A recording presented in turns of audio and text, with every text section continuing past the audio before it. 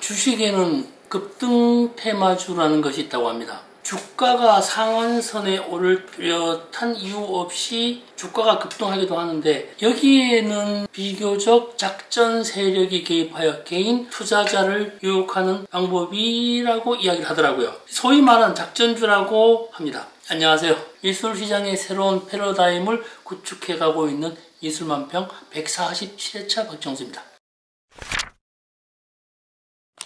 갑자기 주식 이야기를 하는데 저도 참 이상합니다. 주식에 대해 전혀 모르면서 말입니다. 이 이야기로 시작하는 이유는 아주 간단합니다. 최근 미술시장이 이상하게 돌아오고 있습니다. 6개월, 8개월 사이에 작품 가격이 가파르게 상승하는 화가들이 몇 분 등장하였습니다. 이렇게 가파르게 상승할 이유가 전혀 없음에도 말입니다. 그럼에도 불구하고 이러한 작품들을 사려고 하는 구매자들이 많이 나타나고 있습니다.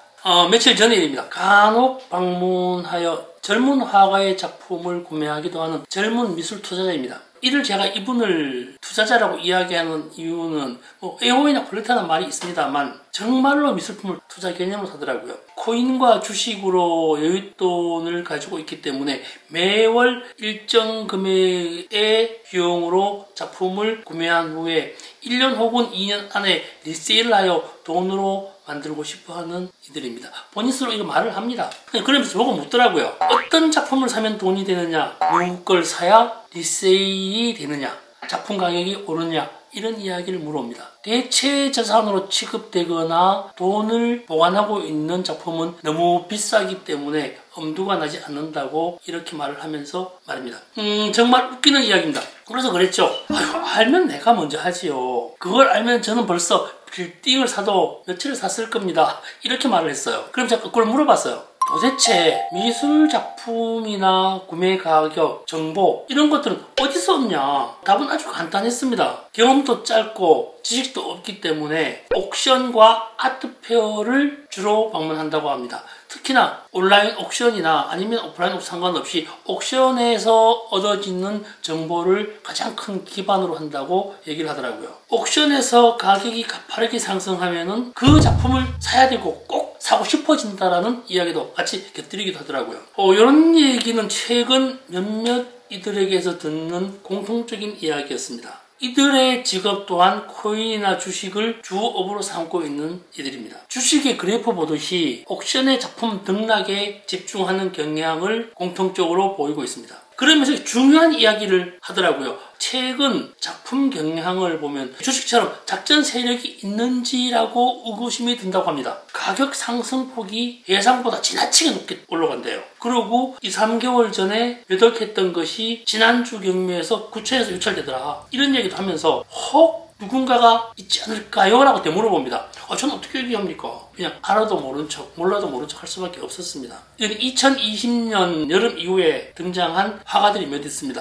호당 15만원이나 20만원 작품들이 8개월, 9개월 만에 호당 40만원 이상으로 낙찰되는 경향을 보이고 있습니다. 그러면서 그럽니다. 이거 문제 있다! 라고 하면서도 그 작품을 저보고 구해달라고 하더라고요. 참 묘한 아이러니입니다. 그러한 작품들이 미술시장에 호당 30만원 정도에 나타났다는 이야기 들으면요 꼭 사게 된다고 합니다. 참 재밌는 거 아니에요? 최근 들어 저 역시도 피부에 와 닿지는 않지만 미술시장이 몹시 뜨겁다는 것은 알고 있습니다. 언론도 그렇다고요. 그렇다고 딱 제가 뭘 할 수 있거나 거기에 편승하기에는 미술시장 가격 구조가 좀 이상하기도 합니다. 분명 미술시장에는 구하기 어렵고 다른 갤러리스트나 딜러들한테 물어봐도 그 작품이 없대요. 그럼에도 불구하고 옥션에는 끊임없이 등장합니다. 이런 미술시장 구조를 어떻게 바라봐야 하는지 잘 모르겠습니다. 그래서 오늘은 경험치에서 오늘 몇 가지 팁을 드리고자 합니다. 경험치니까 정확하진 않겠죠? 첫 번째로요. 미술품의 가격은 미술시장에서 자연스럽게 만들어집니다. 시장에는 없는데 옥션에는 있다면 생각해볼 필요가 있습니다. 거기에다가 화가와 구매자의 직거래 시스템이 일반화되어 있다면 미래가 더 불투명할 수밖에 없습니다. 어찌되었건 1차 생산자인 예술가와 갤러리와 구매자, 구매자와 옥션이라는 기본적인 시스템은 필요 충분 조건이기 때문입니다. 두 번째로요. 중간 해수 시장인 세컨더리 마켓이 옥션입니다. 중간 해수 시장이 1차 생산자인 화가와 직접 거래하는 시스템은 오래가기 어렵다고 봅니다. 미술 투자는 리세일이 아주 중요합니다. 리세일을 해야 하는 옥션에서 낙찰받은 작품을 옥션에서 다시 경매를 올릴 수는 있겠죠. 그러면 거기에 대한 수수료 기타 등등에서 가격 상승이 올라갈 수밖에 없고요. 미술 투자적인 부분에서 그렇게 하셔도 문제는 없습니다만 혹 본전 생각이 나지 않을까요? 여기에 상승 곡선에 대한 문제점들만 만들어지지 않을까라는 의구심이 들고 있습니다. 세 번째는요, 미술 투자라고 하지만 길게 보기를 권합니다.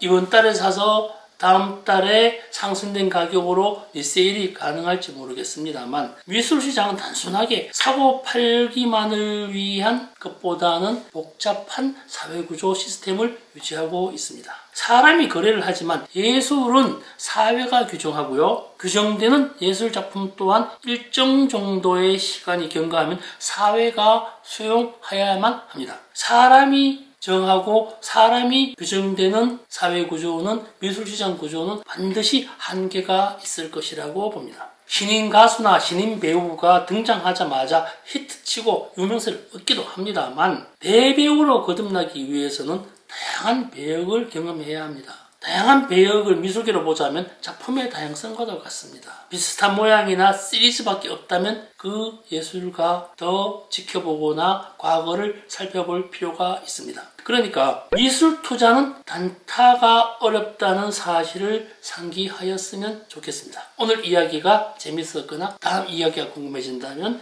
좋아요와 구독, 알림좀 기다리겠습니다.